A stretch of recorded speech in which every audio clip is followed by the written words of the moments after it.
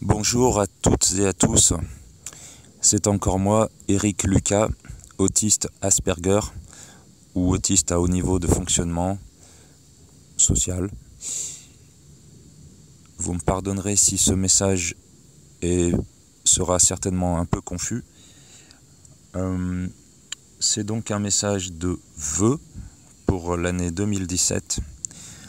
L'année dernière, j'avais fait un message qui n'était pas un message de vœux, mais comme je l'avais fait le 31 décembre 2015, tout le monde avait cru que c'était un message de vœux. Bon, cette année, je m'adapte, je fais un message de vœux. Nous sommes le 31 décembre 2016. L'année dernière, j'étais en Russie, il faisait très froid. Cette année, je suis quelque part en Amérique du Sud, il fait très chaud.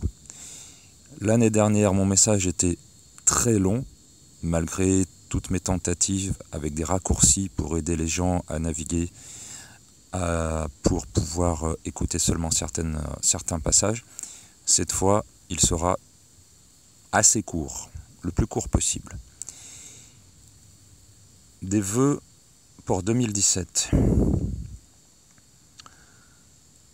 Déjà, changement de calendrier. Un changement de calendrier, pour moi, c'est rien du tout. C'est juste une circonstance remarquable, mais il n'y a vraiment pas de quoi se réjouir. Il n'y a vraiment pas de quoi faire la fête quand on voit ce qui se passe. Mais bon, c'est pas un message de plainte, c'est un message de vœu. Alors, concrètement, ce message est en français, donc il s'adresse principalement à la France, aux Français, aux Françaises, peut-être aux personnes francophones vivant dans d'autres pays. Mais c'est surtout un message pour la France. Bon, déjà, je trouve que le principe de faire des vœux, je trouve ça un peu, même beaucoup, assez ridicule. C'est pas parce qu'on fait des vœux, qu'on fait ce genre de choses, que ça va changer quoi que ce soit, à mon avis.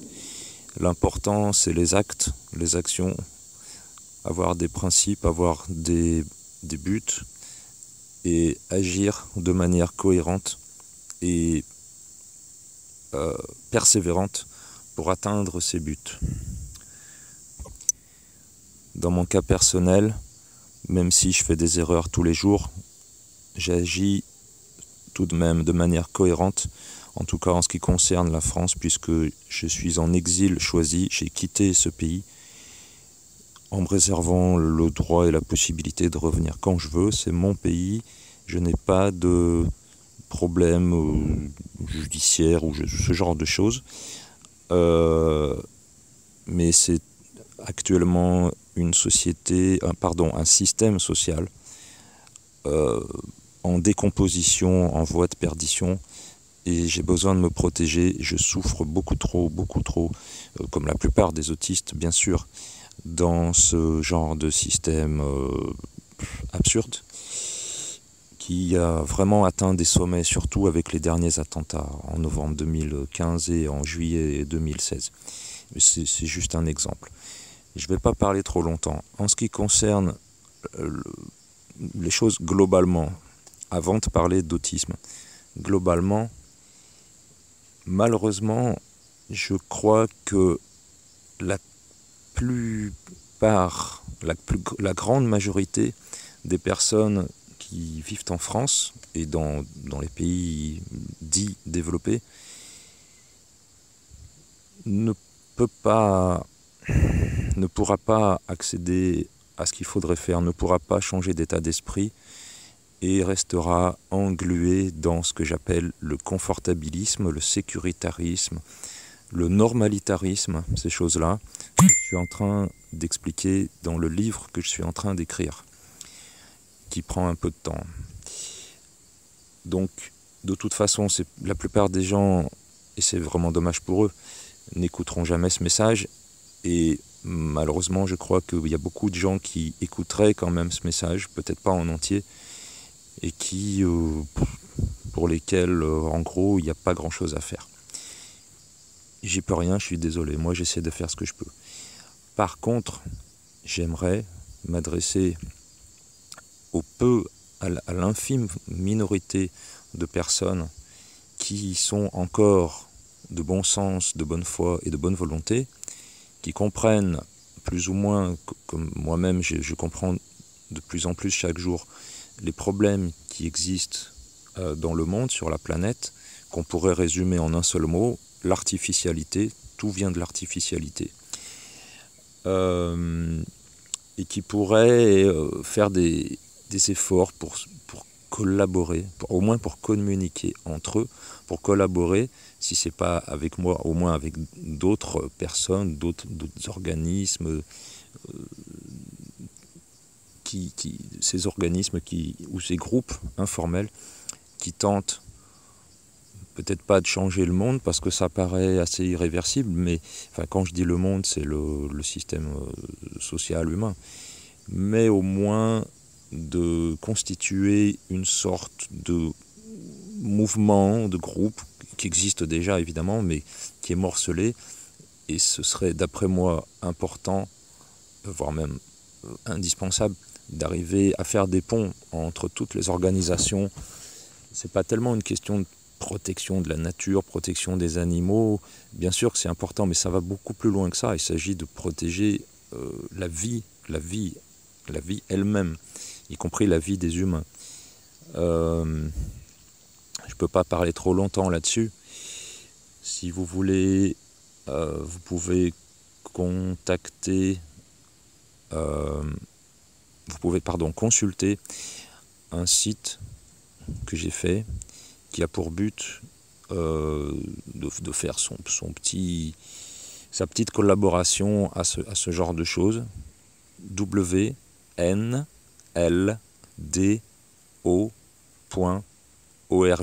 WNLDO.org. C'est plus ou moins traduit en français. Bon, ça c'est pour la question globale.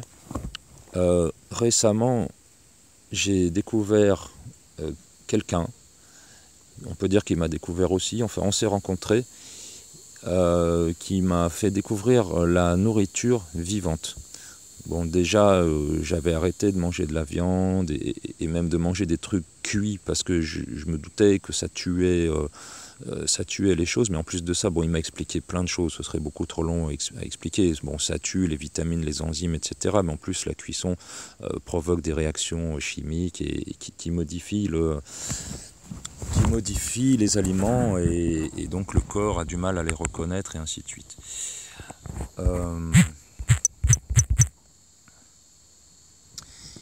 Donc là, actuellement, je suis dans une tente dans la jungle, si on peut dire, mais enfin, c'est pas dangereux.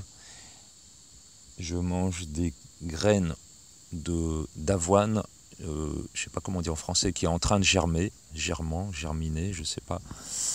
Et il y aurait énormément de choses à expliquer. Mais l'alimentation, c'est vraiment très très important. Et j'espère, pour les personnes qui y sont intéressées, eh bien, contactez-moi et on pourra parler davantage de ça. Bon, ça, c'était la petite introduction concernant la globalité des choses, la vie.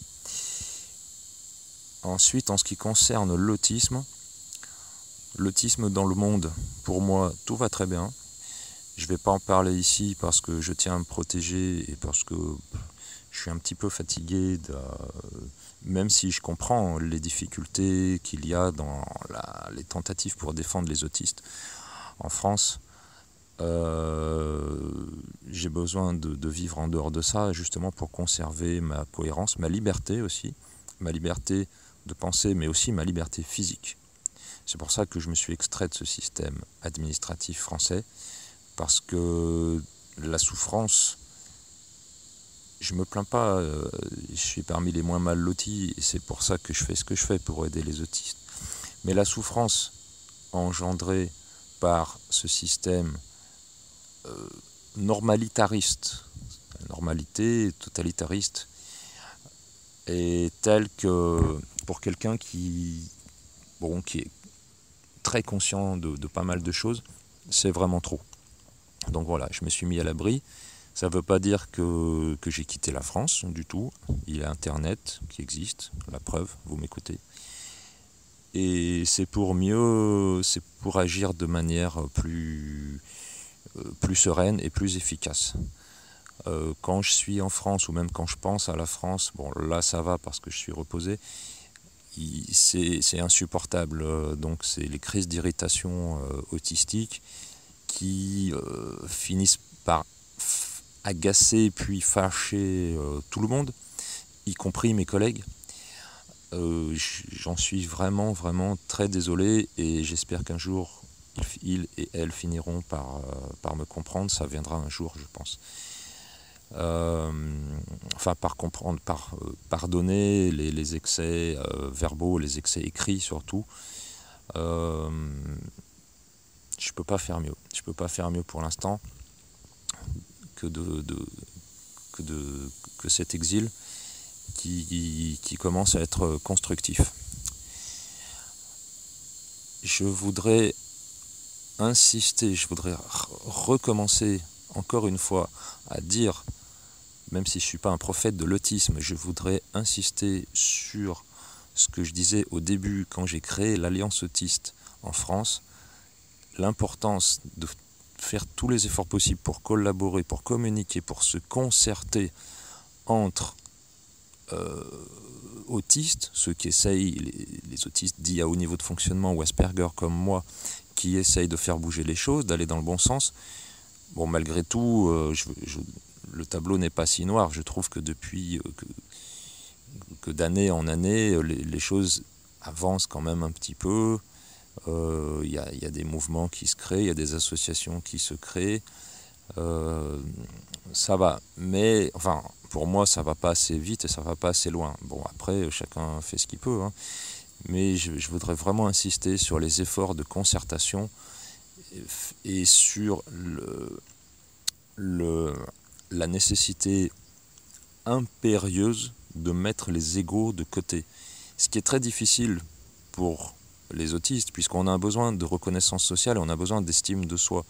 Donc souvent, il y en a qui comme moi et comme d'autres, arrivent à émerger beaucoup au-dessus du cauchemar dans lequel la société non autistique nous maintient sans même s'en douter, et qui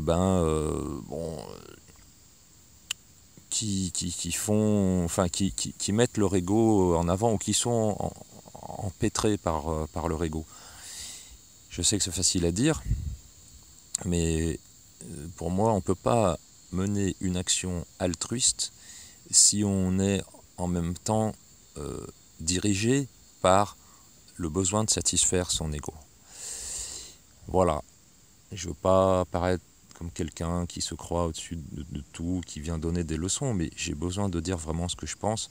Après, chacun en fait ce qu'il veut. Si au moins ça pouvait motiver, parce que souvent on a envie de faire des choses, mais il faut se botter les fesses un petit peu. Et peut-être des fois, quand il y a des gens comme ça qui insistent sur certaines choses ou qui donnent certains exemples aussi, ça peut aider à faire le premier pas. Et cette histoire de premier pas, de se jeter à l'eau et tout ça, ça aussi c'est une chose super importante pour tout le monde, mais surtout pour les autistes. Moi, là où je suis, et puis depuis pas mal de temps, de plus en plus, je me force à faire des choses qui paraissent impossibles ou difficiles ou qui se font pas ou risquées, etc. Et il n'y a pas d'autre solution en fait pour progresser dans la vie sur le chemin qu'on choisit. Déjà pour choisir un chemin, il faut être libre, mais bref, que de faire des petits pas et de se forcer à faire des choses. Même si ça ne marche pas, ça fait rien. On étudie pourquoi ça ne marche pas, on corrige, on recommence, on s'améliore. Même si on pense que ça ne marchera jamais, qu'on va être ridicule, que ceci, que cela, si on pense comme ça, alors on ne fait rien pour éviter de faire des erreurs, pour éviter d'être ridicule, pour éviter le qu'en dira-t-on. Alors on ne fait rien. Mais si on ne fait rien, eh ben on reste dans les problèmes, pour parler poliment. Donc pour moi, il n'y a pas d'autre solution que essayer de faire des choses. Faire des choses. essayez. C'est ce que je dis dans tous les pays où je vais, dans toutes les réunions, dans toutes ces choses. Et ce que je dis, c'est pas juste des mots.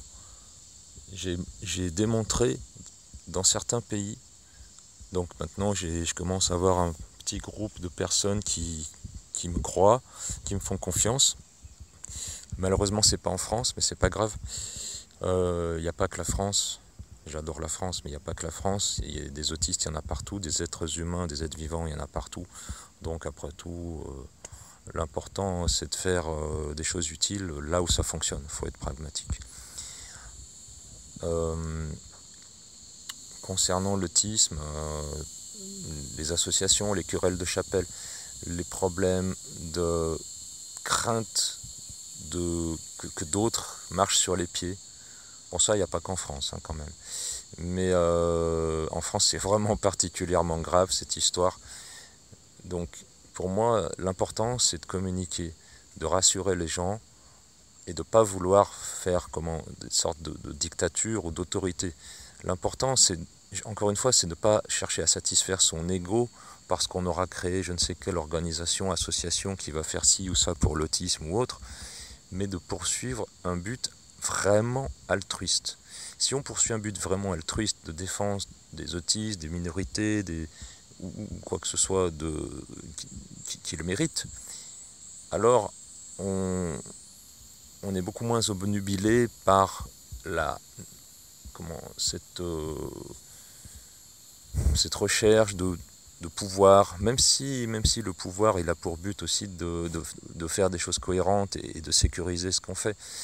Mais quand on a une motivation vraiment altruiste, on peut faire des efforts, accepter de collaborer avec d'autres, d'être pas le seul maître à bord, de faire des alliances avec des gens, et c'est comme ça que ça marche. Si on est tout seul à diriger un projet, on reste tout seul, et surtout dans l'autisme, parce que c'est très difficile de collaborer entre autistes. Donc j'ai fini par comprendre tout ça. Enfin, j'avais déjà un peu compris, puisque le nom Alliance Autiste, il y a le mot Alliance dedans. Et j'aimerais vraiment que mes collègues, ou même d'autres autistes que je ne connais pas, qui écoutent ce message, fassent un petit effort, ou même un gros effort, pour se botter les fesses et écrire des emails ou je ne sais quoi, messages Facebook, Skype, etc. à d'autres, à des collègues ou à quoi que ce soit, à écrire comme je fais moi, des emails, des lettres au gouvernement ou à d'autres choses comme ça. On n'est pas obligé d'être dans une association pour faire des choses. C'est très difficile pour des autistes d'être dans une association. C'est même une violence qu'on est obligé de se faire, d'être obligé de s'associer pour se défendre. Chaque autiste préférerait... il y a des fois où on a envie d'être avec des gens, on a envie de partager, mais on a besoin d'être tranquille aussi. On n'a pas envie d'être tout le temps dans des machins associatifs et des groupes et ce genre de problèmes.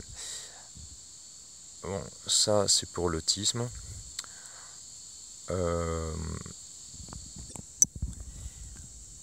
Plus concrètement, il y a des tas de choses à faire.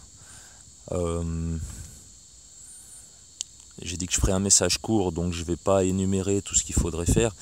L'année dernière, dans mon message de fin d'année, qui durait quand même 5 heures, je donnais mon point de vue, ma vision sur l'autisme, les problèmes qu'il y a en France par rapport à l'autisme, et sur l'Alliance Autiste, sur ce qu'on pourrait faire.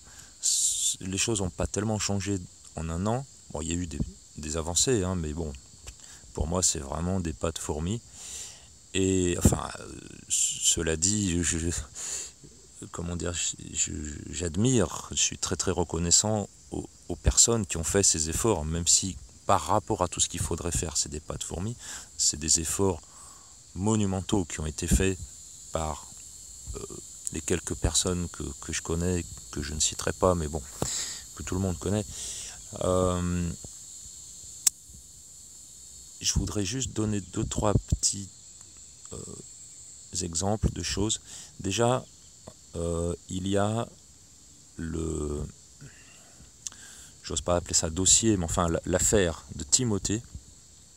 Timothée que nous avons tenté d'aider, et aider même, depuis le début, depuis plus de 2 ans.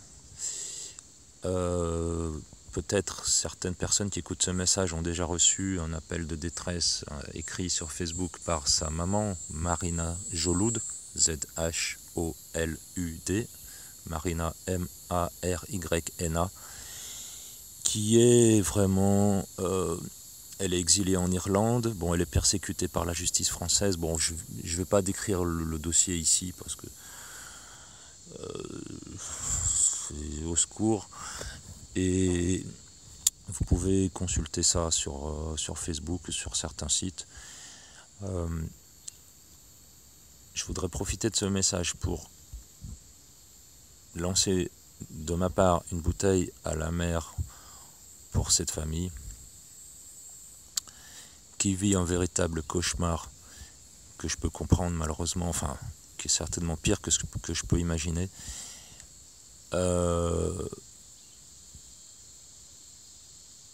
Elle a besoin d'aide, elle a besoin que quelqu'un la soutienne, mais pas juste avec des mots, que quelqu'un la soutienne concrètement, physiquement, en venant là où elle est, en Irlande. Je sais que se déplacer depuis la France, bon, que tout le monde a des problèmes, tout le monde a des choses à faire.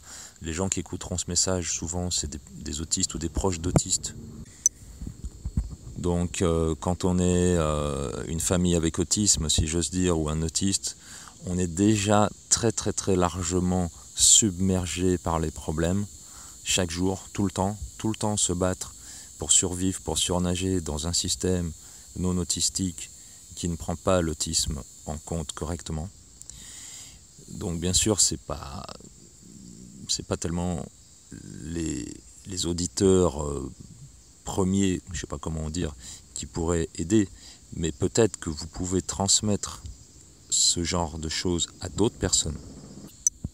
D'autres personnes qui sont plus sereines, qui ont du temps, des personnes âgées qui ont envie de faire quelque chose d'utile de leur temps. En fait, il y en a plein, mais le problème c'est qu'on n'a pas fait les ponts pour faire toute cette collaboration, toute cette solidarité. Et il y en a plein qui voudraient aider, mais qui ne savent pas qui aider. Donc, est-ce que quelqu'un ou plusieurs personnes qui écouteraient ce message pourraient essayer de contacter des organisations de volunteering, de bénévolat, de volontariat en Irlande, si possible à Cork, C-O-R-K, où résident Marina, son mari, son fils Timothée et sa fille, j'ai oublié son nom, Dahlia, je crois. Et donc contacter des organisations de bénévolat pour aller soutenir Marina et ses enfants. Et je suis sûr qu'il y a légion de personnes qui pourraient le faire, mais il faut faire ces contacts. Et d'après son message, bon, moi quand je lis son message, je vois un peu dans quel état elle est, parce que je connais ça aussi malheureusement.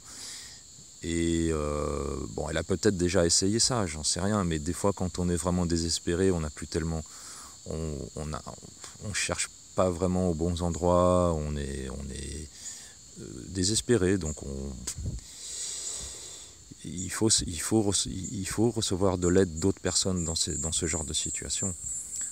Bon, les situations sont jamais désespérées. Des fois, on peut toucher le fond du gouffre, et puis après, on rebondit, et puis on fait une nouvelle vie.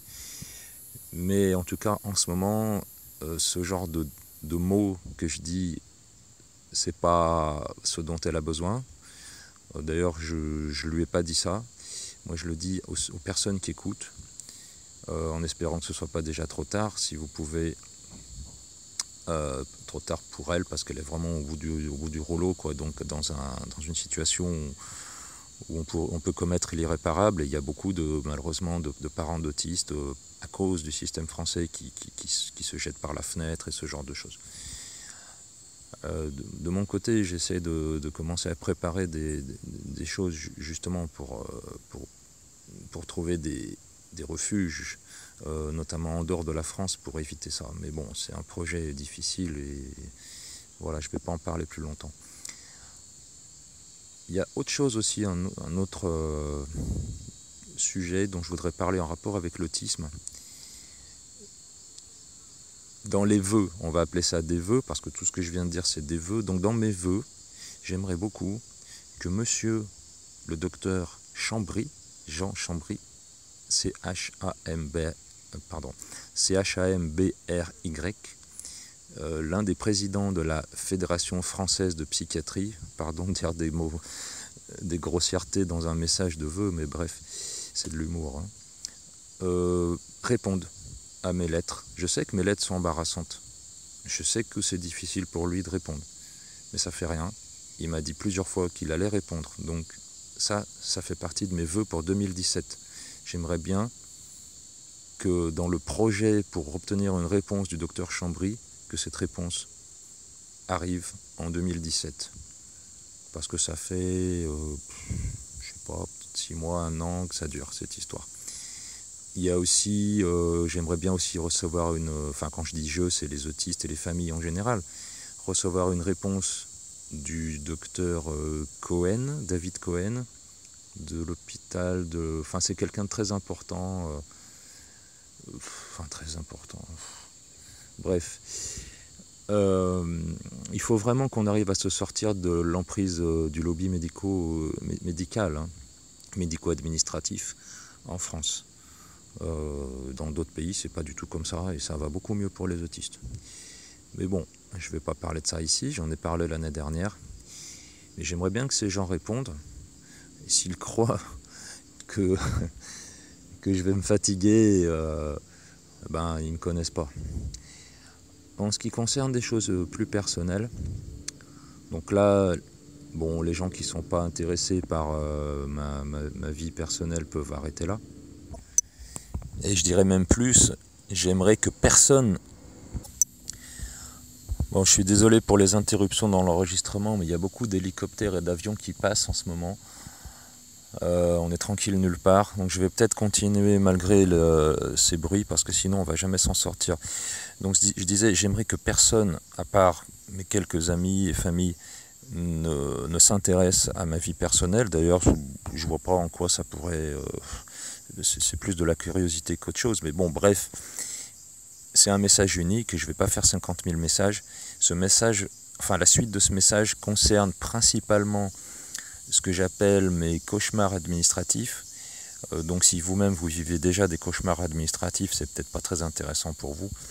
Mais la suite et fin de mon message de vœux 2017 s'adresse principalement aux personnes du système, de l'administration notamment, qui...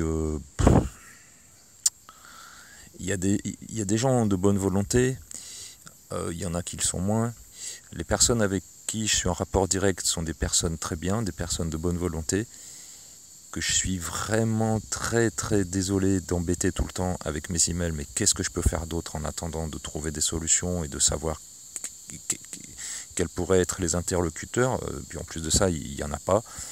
Donc c'est pour ça aussi que je lutte et qu'il faut lutter pour obtenir des interlocuteurs, pour obtenir une prise en compte correcte de l'autisme, avec notamment des assistantes socio-administratives adaptées à l'autisme et accessibles, c'est-à-dire par tout moyen, y compris à distance.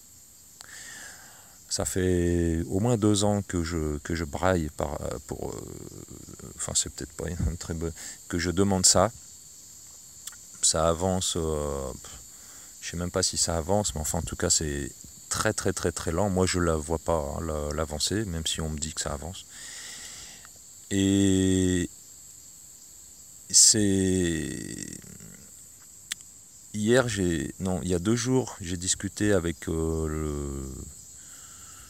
je ne vais pas dire exactement qui c'est, mais quelqu'un du ministère des Affaires étrangères, d'assez important. Et évidemment, il ne connaissait pas grand-chose à l'autisme, il croyait que c'était une maladie. Par exemple, quand je lui disais que les problèmes administratifs que j'ai me provoquent, enfin génèrent une souffrance mentale, une torture mentale, lui, vous savez, les gens font des amalgames, ils mélangent tout automatiquement. Donc il a mélangé torture mentale avec troubles mentaux. Donc il me disait, ben oui, je suis autiste, donc médical, troubles mentaux, il faudrait voir un médecin, patati patata.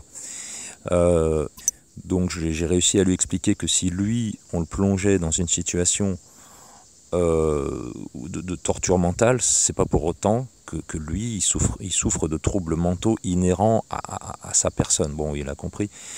Je vais pas entrer dans tous les détails. Il m'a proposé 3 fois de revenir en France pour régler ses problèmes administratifs. Comme quoi c'était vraiment un dialogue de sourds, parce que je lui ai dit, mais attendez, mais monsieur, comment voulez-vous que j'imagine qu'en revenant en France, que je vais régler des problèmes qui durent pour l'un depuis 22 ans et pour l'autre depuis 14 ans, alors que j'ai fait des centaines, si ce n'est pas des milliers de lettres et d'emails et d'efforts et de machins, pour ça en vain. Donc là, évidemment, je ne savais plus quoi répondre. Mais bon, il y a d'autres choses comme ça. Le problème, c'est que tant que l'autisme sera pris pour une maladie et géré par le système médical, on ne pourra jamais s'en sortir.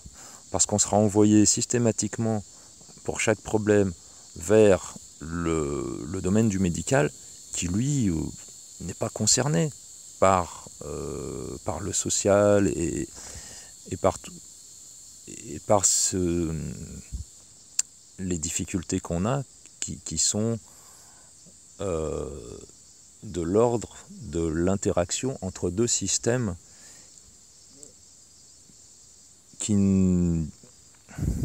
ce que j'explique, c'est que le système non autistique est déconnecté et inadapté à la nature, la pureté, la vérité, la cohérence et l'harmonie du monde. Attention, le monde, c'est pas les gens, le monde, c'est le monde, la planète, le tout. Le système non autistique, et c'est pas dur à prouver, il y a juste à allumer la télé, est déconnecté de la vérité, l'harmonie, etc. Nous, les autistes, bon, surtout les autistes les moins adaptés à la société, par exemple ceux qui ne parlent pas, etc., sont beaucoup plus adaptés, ils sont même, ceux qui ne sont pas du tout adaptés à la société, les autistes qui ne sont pas du tout adaptés à la société, eux, ils sont totalement connectés à, on pourrait dire, l'intelligence supérieure, la vérité et tout ça. C'est pour ça que c'est pas un problème de dire qu'on est handicapé. Évidemment qu'on est handicapé par cette société, par ce système social. Je ne veux pas incriminer la société, parce que les gens non autistiques qui sont dans la société, ils sont victimes aussi de ce système social artificiel. C'est pas une honte, c'est super important à comprendre. C'est pas une honte d'être handicapé. Moi, je le revendique. Je suis heureux d'être handicapé par rapport à un système qui est lui-même handicapé et qui est déconnecté de ce qu'il faudrait faire, de la nature et de la justesse, de la justice et de toutes ces choses-là. Moi, je suis heureux de ne pas être adapté à ça. Être adapté à ça, ça veut dire être adapté à l'absurde. C'est ce que la plupart des gens font pour ne pas avoir de problème, etc. Il faut être courageux, il faut refuser, il faut résister, il faut refuser, tout ça. Et quand on commence à résister, quand on commence à refuser, ce que je fais tous les jours et plusieurs fois par jour, on s'aperçoit que ça va beaucoup mieux et on commence à entrer dans la liberté, à être libéré de cet asservissement au confortabilisme, au qu'en dira-t-on et à tous ces trucs-là. Bref, c'était une parenthèse. Pour en revenir à ces problèmes administratifs, je parle aussi des troubles non autistiques dans mon livre. Tant que l'autisme ne sera pas vraiment compris, je ne veux pas dire que j'ai tout compris, on peut toujours comprendre mieux. Mais entre ce que je lis sur Internet, moi je ne vais plus sur Facebook et tout, parce que entre ce que je lis et ce que je sais, et que je peux expliquer, et que j'explique d'ailleurs, en dehors de la France, Il y a une grosse différence. Bon, je ne suis pas le seul, hein, il manquerait plus que ça. Mais par rapport au problème administratif, donc dans mes vœux, donc là, excusez-moi, c'est un peu personnel. C'est très personnel même, mais ça fait rien, ça sera un message unique. Je veux que le cauchemar, que la torture mentale qui m'est imposée, la torture mentale, d'ailleurs ça me perturbe, j'arrive même plus à parler quand je commence à me focaliser là-dessus, la torture mentale résultant du cauchemar, de l'injustice, parce que c'est ça, nous on est autistes, donc l'injustice elle-même, elle suffit à nous torturer, de l'injustice, du traitement administratif de la situation relative au droit au séjour en France, de mon ami étranger, soutien de vie en tant qu'autiste, moi je suis autiste, lui non, grâce auquel j'ai pu ouvrir très très grand le portail entre l'autisme et le non-autisme en ce qui me concerne, de passer par-dessus, abattre beaucoup de barrières que j'avais avant. Donc déjà rien que pour ça, je dis pas qu'il faudrait lui donner la Légion d'honneur, mais déjà rien que pour ça. Mais bon, bref, c'est comme mon frère, c'est comme mon fils, c'est mon ami, c'est vraiment super important pour moi. On lui pourrit la vie, donc moi évidemment par empathie, ça me fait souffrir aussi, mais l'injustice de ce truc-là, qui peut être démontré sans aucune difficulté, et qui a d'ailleurs été confirmé par le défenseur des droits, mais bon, tout le monde sait dans l'autisme que le défenseur des droits, ça ne sert pas à grand-chose, et j'ai pas peur de le dire ici, et je vais même insister, dès que j'ai le temps, je vais me battre par rapport à cette aberration du défenseur des droits, cette injustice, cette mascarade du défenseur des droits en France. Quand l'injustice, elle est confirmée par téléphone, par le défenseur des droits, enfin par quelqu'un qui travaille là-bas, et que ça continue encore pendant plus d'un an, et que tout le monde me dit gna gna gna, bon, je ne vais pas rentrer dans les détails, moi c'est insupportable. C'est aussi une des raisons qui ont fait que j'ai quitté la France. Et d'ailleurs, il y a un an, je voulais faire une grève de la faim, bon, heureusement je ne l'ai pas faite. L'idée de faire une grève de la faim, ça revient de temps à autre. Je vais peut-être être obligé de le faire. Ici, là où je suis,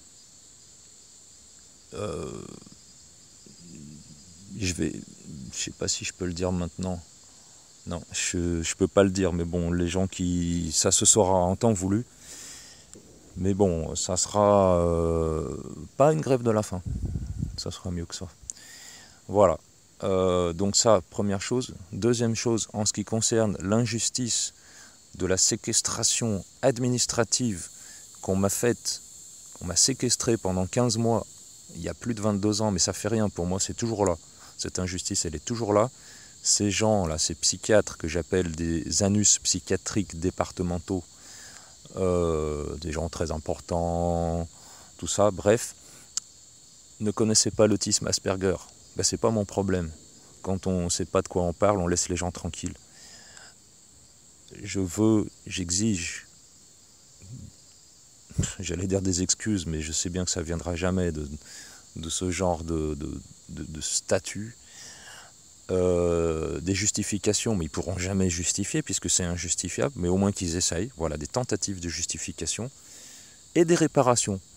Je ne vois pas pourquoi je continuerai tout le temps à vivre comme un clochard, comme ça. Des réparations, c'est la moindre des choses.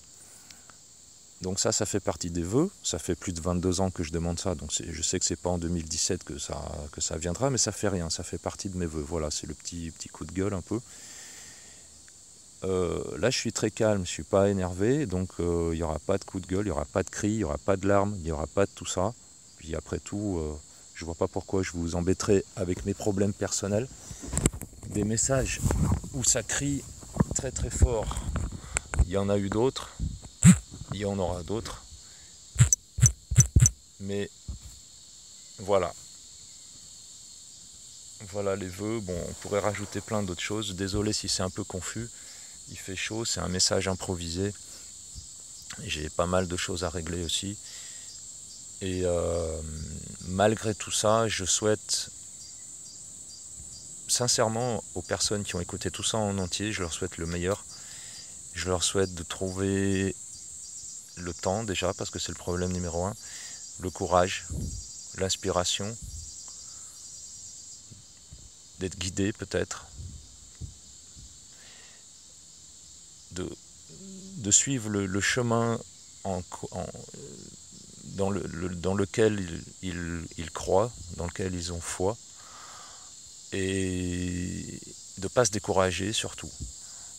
Et il y a des fois où c'est sûr qu'on a vraiment envie de tout foutre en l'air, mais ça fait rien, il faut jamais se décourager. Et quand on est consistant, cohérent en français, persévérant, et qu'on suit toujours le même chemin, des fois on peut le modifier quand on voit que c'est erroné, mais je veux dire quand on suit toujours la même direction, avec des chemins plus ou moins différents, même s'il faut créer ces chemins, quand on est cohérent avec soi-même et qu'on fait des efforts tout le temps et qu'on a de bonnes motivations, des buts louables, qu'on ait vraiment de bonne foi, évidemment il faut être sincère, évidemment la vérité c'est ce qui est le plus important, on y arrive petit à petit, on avance, on peut recevoir des aides, même si on n'y croit pas, on reçoit quand même des aides, et c'est vraiment ce que je souhaite à toutes les personnes qui écouteront ce message. Merci beaucoup et bon changement de calendrier.